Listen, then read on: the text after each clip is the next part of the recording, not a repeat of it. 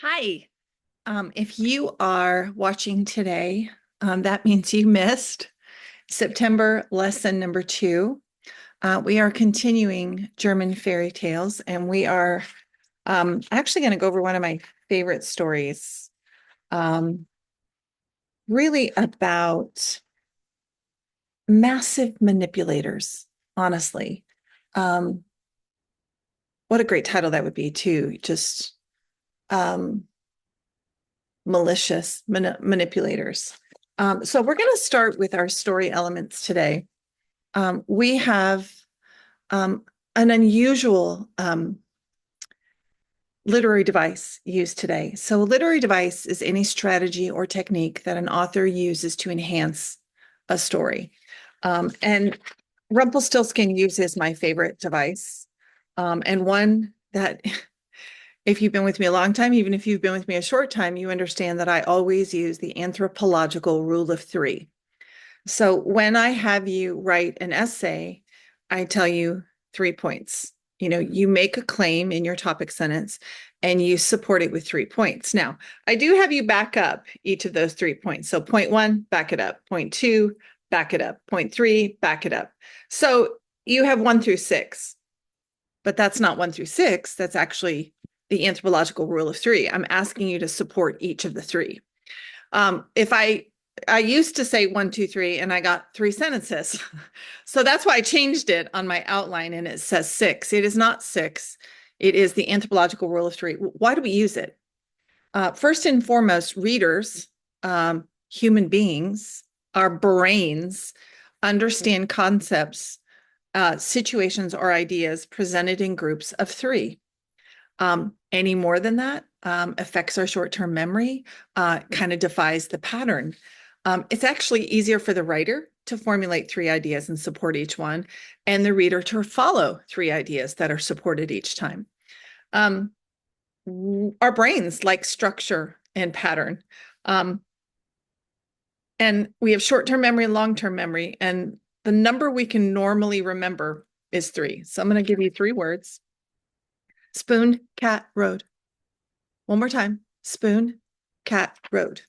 And I'm going to go over the anthropological rule of 3, and I'm going to come back and see if you remember those 3 words. Okay.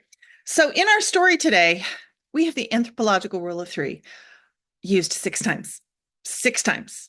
The first time is there are 3 male characters who are manipulative.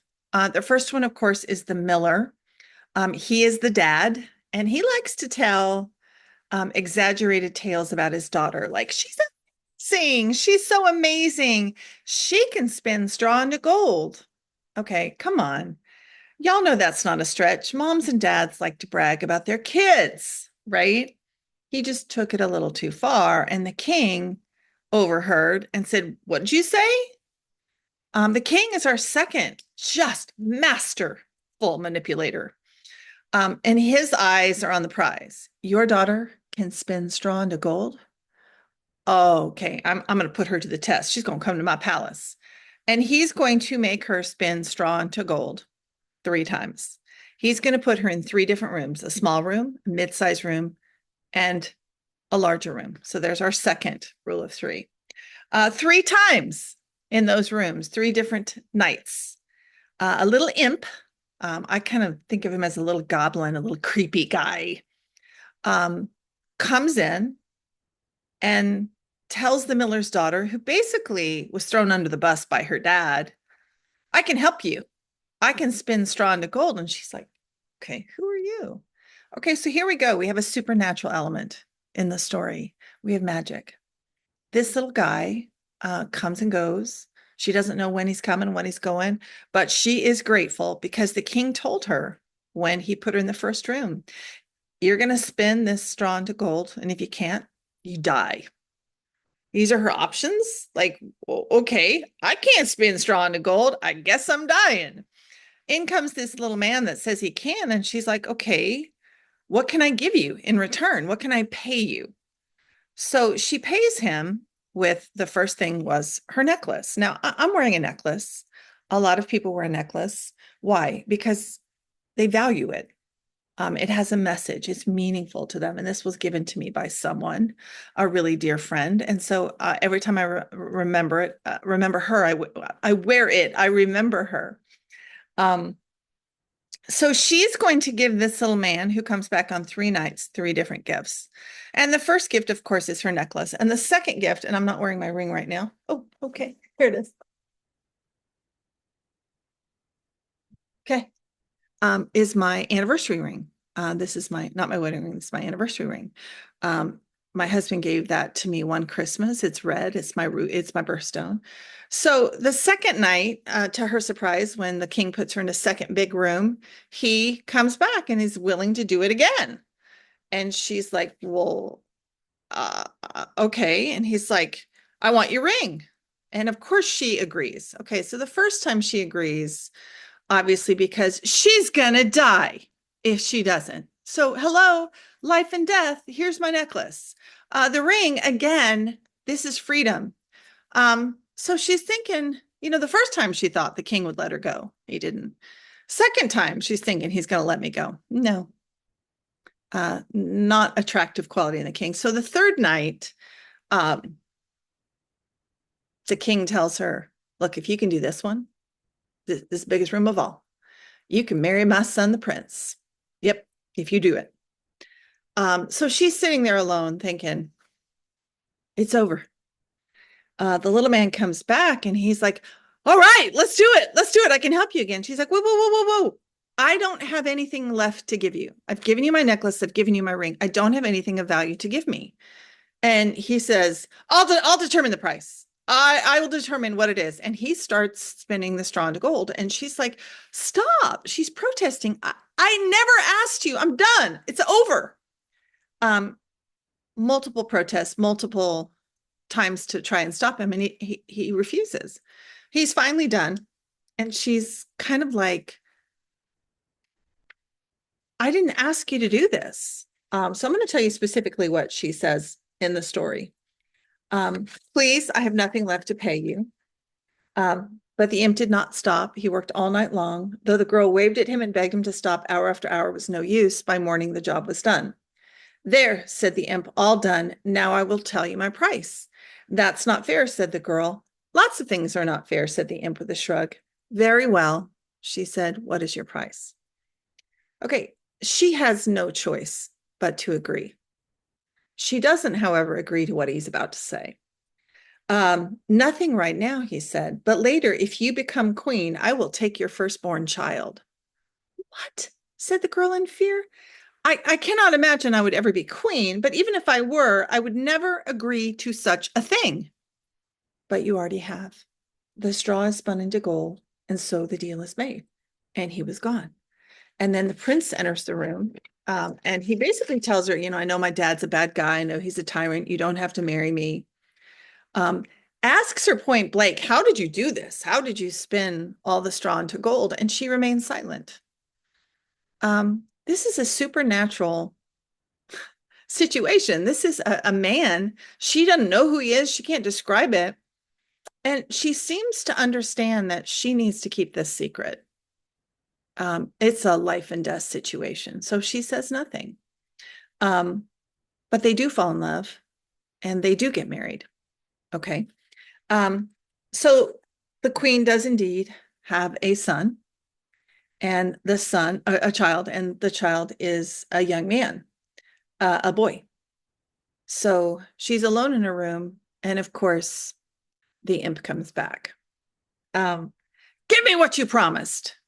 Now, pointing at the baby. Okay, y'all, he doesn't want the baby. He has no desire for the baby. What he wants is control over her. She says, I never promised it. And that is true, but she did kind of agree. I will give you 3 gifts instead. Okay, here's that number 4. Yeah, that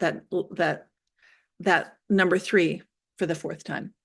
I'll give you all the gold you want. Why do I need gold? I can make all the gold I want. Then I'll give you a castle. I come and go where I want. What do I want with a castle? Okay, why would he want a castle that has an address? Don't know if y'all know this, but if you have an address, if you have purchased a house, legally, your name is on the lease. Legally, they can find you. He doesn't want to be found. He doesn't want to be known. And then she says her third gift, I'll give you servants to take care of you. No one takes care of me. No one even knows who I am. Kind of brags about it. I will find out who you are. Oh, really?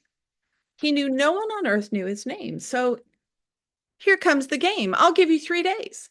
After 3 days, if you cannot tell me my true name, the baby is mine. If you guess my name, you can keep that baby for all I care. And no one must ever know about this. If you say one word to anyone, the baby will be gone forever. So 3 days, she's thinking, I got 3 days. Now, this is before the internet, y'all. Okay. So she writes in a list of all the names she can think of. And that night, she, guesses names. Not even close, says the imp. See you tomorrow night. And he laughs. So the next day, the queen does something really smart. She goes into the royal library. Now, why would that be smart? There would be documentation probably for hundreds of years. So she looks in the royal library and found names from faraway places, names she'd never heard of. So that night, when the imp returned, she read her list of names. This is boring, said the imp. I'll not be bored tomorrow night. The third night is when that baby is mine. He laughed again and was gone. So the third night, the queen doesn't know what to do the third day. She can't tell her husband. She can't say anything to anyone. So she decides to put on her cape and hood and go for a walk. Peace and quiet. She walks into the woods. She followed a brook to a big lake, went past the lake to the deep forest hidden in the darkness. And all of a sudden, the queen saw the light of a fire far away. And there was a voice that was hard to make out. There was something about that voice, too. So she hears his voice, something familiar. She steps closer. Now, she's not letting her presence known. She's no fool. At last, there in front of the fire danced the little imp. It was he, the little man who helped her spin straw into gold. Very quietly, the queen listened as the man danced and sang, tonight, my plans I make. Tomorrow, the baby I take. The queen will never win the game. For Rumplestiltskin is my name. Rumplestiltskin, said the queen. So she's not going to make her presence known. She wants to be anonymous. Why wouldn't she confront him there? Well, she kind of loses control there, right? She kind of wants to process, did I just hear what I just heard? So that night when he appears, she doesn't guess his name right away. She guesses other names. And he says, you're wasting my time. I'll give you one last guess. Then that is the end. Well, I'm sure this isn't right, but could your name be Rumplestiltskin? Rumplestiltskin, yelled the imp. How could you know? He was so mad, he stamped his feet. He stamped them so hard that a very big hole opened in the ground, and he fell right down into it, and Rumplestiltskin was never to be seen again. So what I kind of did in the story, this is a 6-page story, and I don't want to waste your time reading a story that's 6 pages long. So I'm going to kind of what I did was I kind of read the highlights. So I want to share here. Our story begins. There was a miller with his daughter. When the miller was at work all day turning grain into flour, he loved nothing more than to brag about his daughter. So the king came to town. He heard the miller, and the miller said, what's so amazing, your majesty, my daughter is so clever, she can spin straw into gold. That is amazing. She must come to my palace. I will put her to the test. But I mean, okay, he wished he'd not told the king such a thing, but now it was too late. So the miller's daughter had to go to the king's palace at once. Okay, so let's break this down into our story elements. We have a miller's daughter who becomes queen. Spoiler, Rumpelstiltskin, the king, a miller, and the prince. So the story begins, as I just showed you, with the miller telling, sorry about that right there, exaggerated tales about his beautiful young daughter. The king overheard him say, my daughter is so clever, she can spin straw into gold. So the king demands the millers come to his palace and be put to the test. So he takes her into 3 rooms, each one bigger than the next. Then an odd little man comes in and claims he can save her life, that he has the magical ability to spin straw into gold. So three things she has to give him on 3 nights. So we have three people that basically manipulate um, the young girl, the dad, the king, the little imp. We have 3 rooms she's placed in. So that's our second. We have 3 gifts she has to give him: her necklace, her ring, and something she never agreed, her firstborn child. So the little man, the first time she's thinking the king will let her go, thinking she got away with it. No, he's not a good guy. He wants more. Unsatisfied. He moves her to a second room, then to a third. Really, our climax of this story is when she has no choice. He refuses to stop spinning. She has nothing left to give him. He knows this. He knows the deal, that she gets to marry the prince, that she's going to become queen. You have to understand, if he has the supernatural ability to spin straw into gold, then he also has the supernatural ability to come and go as he pleases, which we know at the end of the story. So our falling action, in return for seeking payment for helping out the queen, he is now ready, since she's had a son. And she denies ever making such a promise. And then she bargained with him, offering 3 things. The first one's gold, which he refuses, saying, "Why do I need your gold? I can create my own gold." The second is a castle. "No one knows where I live. I come and go as I please." And then obviously the third, the servants. No one takes care of me. And what's really interesting about that one is, if you have a housekeeper, if you have someone who takes care of your house, they know more about you than you want them to know. Yeah. I've read so many books on housekeepers telling tales about people that they clean up after. And then finally, the queen, who has 3 days to guess, has a plan on each of the days. The first day, she just thinks of a list. The second day, she visits the royal library, which is really smart. And the third day, she takes a walk in the woods and she encounters him, really celebrating, singing and dancing around a fire, and he says his name. Good can prevail over evil, is the message of the story. Another message of the story is those who seek to take advantage of others or place vulnerable people in helpless situations will be punished. And we're going to think the 1800s here. I never put that in there, but that's probably the 1800s. So we have this wonderful anthropological rule of 3. So here we go.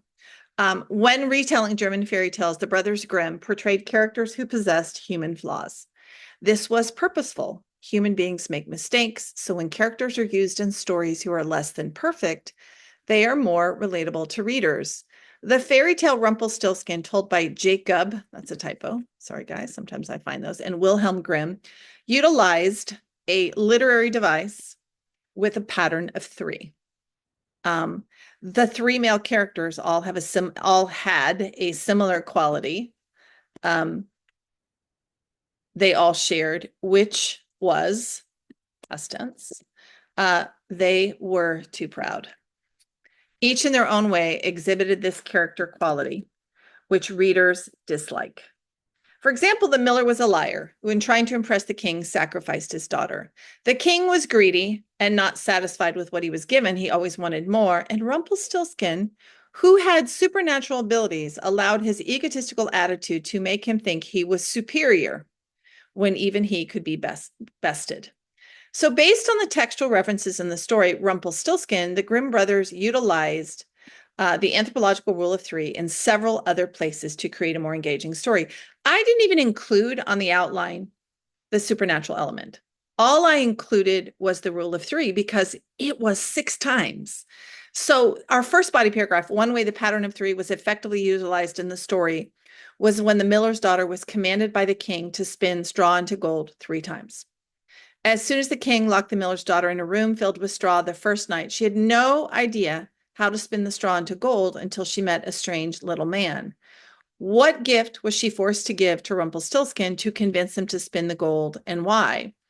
And the answer, I even gave you the answer. I'm so nice. And the necklace, why? Her life was worth more. The king forced the miller's daughter to move to a larger room the second night and spin even more gold. Explain the gift she was forced to give to spin the gold and why. And see, this time she didn't really offer it. He was like, "Give me your ring." And her thinking is, my freedom is more important than this. Finally, the king made the miller's daughter move to the third largest room a third night, but this time told her the prince would marry her if she spun all the gold. Now, come on. Rumpelstiltskin had to know the plan, which was why he was so insistent on spinning the gold, even when she said stop and protested. I have nothing to pay you with. I'll decide what you're going to pay me. I'm doing it anyway. She didn't have a choice. So what I wanted to show you here is 1, 3, and 5. They are the anthropological rule of 3. I always give you the topic sentence and then the end sentence. So the end sentence is, what did we just prove? The poor miller's daughter was manipulated 3 times by Rumpelstiltskin, leaving her with no choice but to accept the 3 deals he made. Your job is to explain each of those 3 deals. Okay, body 2. A second way the rule of 3 was implemented was after the queen gave birth to a son and Rumpelstiltskin returned, allowing her 3 days to guess his name, or he would take the baby. The queen first tried to bargain with Rumpelstiltskin, promising she could give him 3 things. But he refused her offer. What 3 gifts did she offer him, and why did he refuse? Well, gold. He could make his own. See, I'm giving you the answers here in purple. Castle. He could come and go as he pleased. And servants. He could take care of himself. No one even knew his name. I'm going to add that in. Okay. When he refused her offer, the queen vowed to find out his name, and playing a game with Rumpelstiltskin, he allowed her 3 days to guess his name. Where were the queen's guesses from the second night? The royal library, names from faraway places she'd never heard of. So you're going to explain what happened here. And then finally, she took a walk into the woods, hoping she could come up with an idea. And I want you to describe this scene. What did she encounter?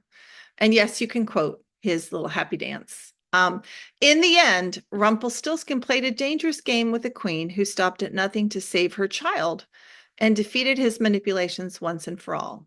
The rule of 3 was an effective narrative technique woven throughout the fairy tale Rumpelstiltskin by the Brothers Grimm. Now, there was a supernatural element. I just didn't ask you to prove that in the story. So finally, as a conclusion, as the story unfolded, the rule of 3, and I'm just going to put the anthropological rule of 3, allowed the reader to predict just how long the miller's daughter would have to hang on, and provided a predictable pattern which was easy for the reader to follow and remember. As the story played out, each male character was guilty of being prideful. The miller was mostly harmless with telling his stories until he involved his daughter. And I asked my students, I said, do you think they had a relationship after she was queen? I got different responses. He did recognize his mistake. The king took pride to an aristocratic level. Since he was privileged, he thought nothing of using the daughter for his own gain. He was willing to kill her if she could not spin the extra gold he wanted. Yeah. His behavior was reprehensible. So when he died, it felt like justice. And then finally, the character of Rumpelstiltskin was the worst character of them all. He played games to amuse himself when his powers could provide all that he needed, which literally led to his disappearance. You know, I always say with great power comes great responsibility. Yeah.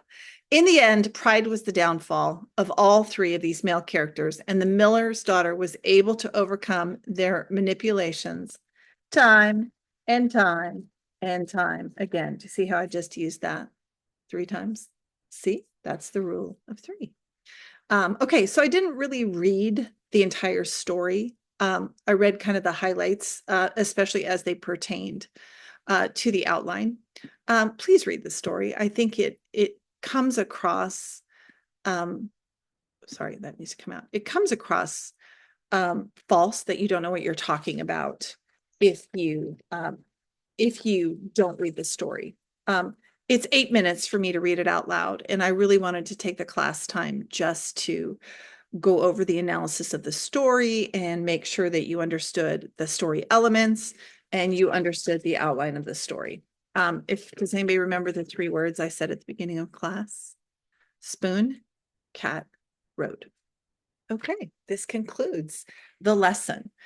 Please read the story first before you do the essay, because I think that allows you to analyze in your essay and really come across like you know what you're talking about. And I appreciate you watching. Those of you who missed class, please know that you can always, send me an email. Just give me enough time and you can observe a class. If you don't want to watch a Zoom recording, you can observe a class every Saturday morning at 9 a.m. Week 1, week 2, week 3. I will do the lessons. That's always an option too, but I'm really flexible. I would rather just turn the Zoom on and let you observe your class time than you miss it, especially if you're sick or something, because this is just not ideal, right? For you or me. All right, but I do appreciate you attending the class in the only way that you could. And have a great day.